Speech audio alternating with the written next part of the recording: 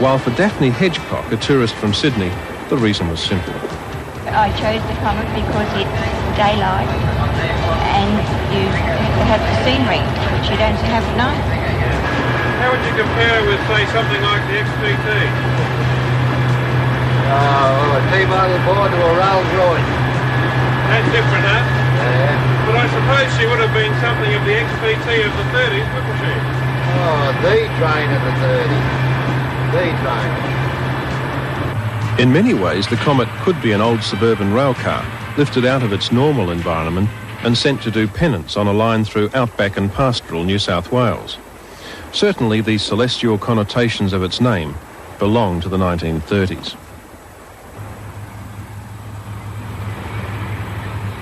At Orange, the 30s again defers to the 80s, and a train which is meant to be taking Australia into the future of rail travel. It looks the part, but there are no tracks in Australia of a standard that will allow it to get to the designed cruising speed of 200 kilometres an hour. Consequently, the fastest the XPT can travel is around 160, and that's not much different to what the Comet was doing 40 to 50 years ago. A lot of places you cannot use the power which you've got. What are the frustrations? I just know, and you should think you should be there a lot quicker than what you can, than what you are. You should be travelling a lot quicker. You just can't use your power. There's been talk that a series of XPTs would eventually take over the main intercity services on East Coast Australia. So to some, the XPT has been seen as a high-tech ogre waiting to pounce. The opposite is probably true. Its use so far has been like flying Concorde between Melbourne and Brisbane, with stops at Albury, Canberra, Sydney and the Gold Coast on the way. Of course, there was probably just as much hype in 1937 about an air-conditioned wonder train they called the Comet.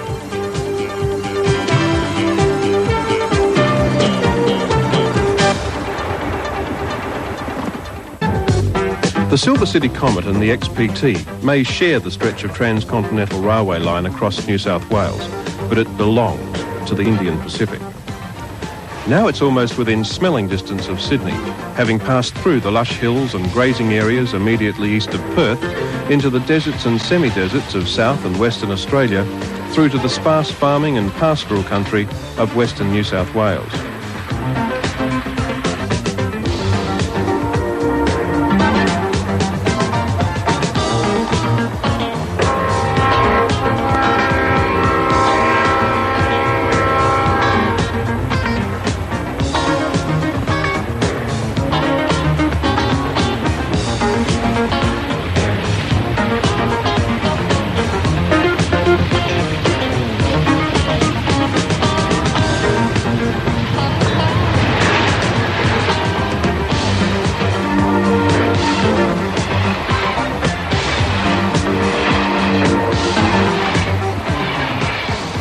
With 3 days of travel behind, there's only the barrier of the Blue Mountains before Sydney.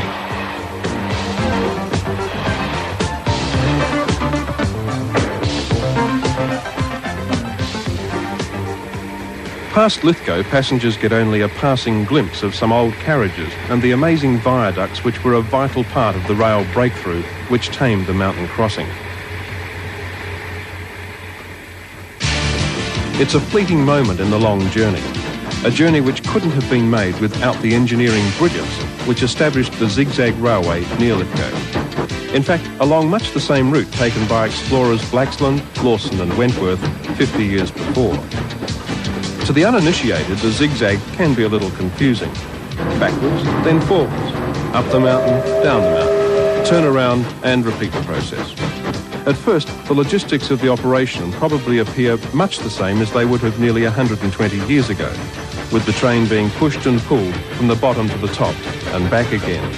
But these days, only one leg of the old zigzag is available to give tourists an idea of the hassles involved in getting a steam train through the mountains.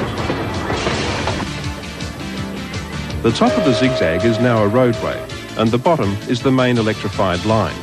That leaves only the middle section for the zigzag steam train. The Zigzag was built in 1868 and 1869 by a bloke called John Whitten. He was sent out from England to build the line to the west, and when he got to Clarence, he ran into a bit of a problem. He had to drop down from the Clarence level on the top of the mountain to the Lithgow Valley floor, and it's 672 feet. A train can't go down the same sort of grade as a car can, and the only way he could get down onto the valley floor was to build a giant zigzag. What it really is a giant Z carved in the side of the mountain. The engines used to come in from Clarence on the top of the Z. They'd then back down the middle of the Z and go forward again on the bottom of the Z into Lithgow, and that was more or less on the flat down at the bottom of the Z. It was built against tremendous odds. There were two alternatives.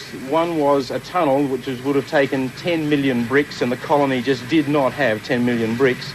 This was the other alternative, and they built the thing in absolute record time, and it opened without ceremony in 1869.